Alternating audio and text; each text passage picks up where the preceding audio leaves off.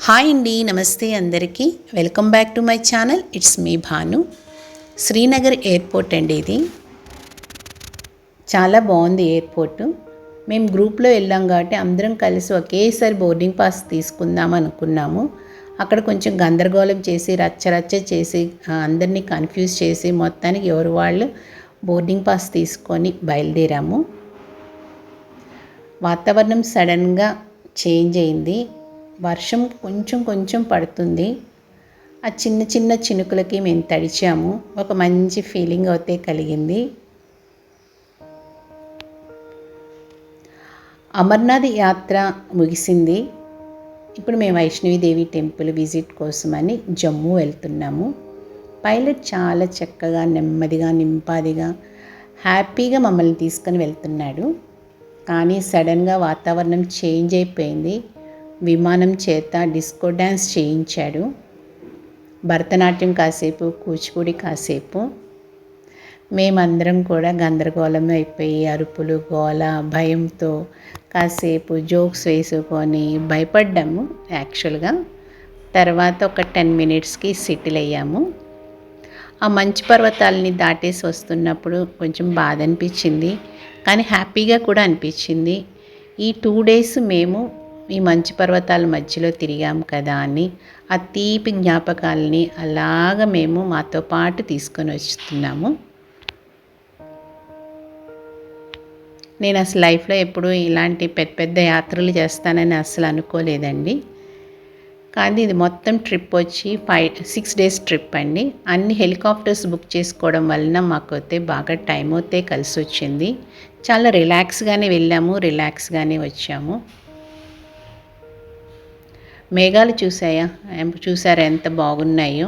అవి చిన్నగా అలా కదులుకుంటూ వెళ్తుంటే అదో మంచి ఫీలింగు. ఫస్ట్లో నాకు చాలా ఫోబియా ఉండేది ఫ్లైట్ ఎక్కాలంటే. దాదాపు ఆ ఫోబియా అంతా పోయింది. అసలు ఫ్లైట్ ఎక్కాలంటే ఫుల్ ఎంజాయ్ చేస్తాను నేను. ఈ మేఘాల మధ్యలోంచి విమానం అలా వెళ్తున్నప్పుడు ఒక మంచి ఫీలింగ్ అయితే ఉంటుంది. నాకు చాలా చాలా ఇష్టము. విమానం దిగేసాము, వెహికల్ ఎక్కేసాము. కానీ ఇక్కడ కొన్ని రూల్స్ ఉంటాయి జమ్మూలో. మనం 3 o'clock లోపల బార్డర్ని క్రాస్ చేయాలి. పచ్చదనం అయితే చాలా బాగుంది. ఎండలు విపరీతంగా ఉన్నాయి. మేము వెళ్ళింది జూలై ఫస్ట్ వీక్లో, కానీ విపరీతమైన ఎండలు. ఇక్కడ చెట్లని నిటారుగా పొడవుగా పెరిగి ఉంటాయి. రుద్రాక్ష చెట్లు అయితే చాలా ఉన్నాయి. మేము ఒక్క రుద్రాక్షను కూడా తెచ్చుకోలేకపోయాము.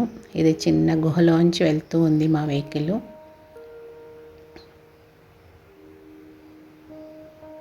చాలా చాలా కబుర్లు చెప్పుకుంటూ మొత్తానికి మేము కాట్రా వచ్చేసాము.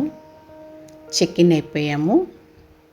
వెంటనే కొంచెం ఫ్రెష్ అయిపోయి మళ్ళీ రెడీ అయిపోయి వచ్చి లోకల్గా ఉన్న టెంపుల్స్ విజిట్ చేద్దాము అని అనుకున్నాము.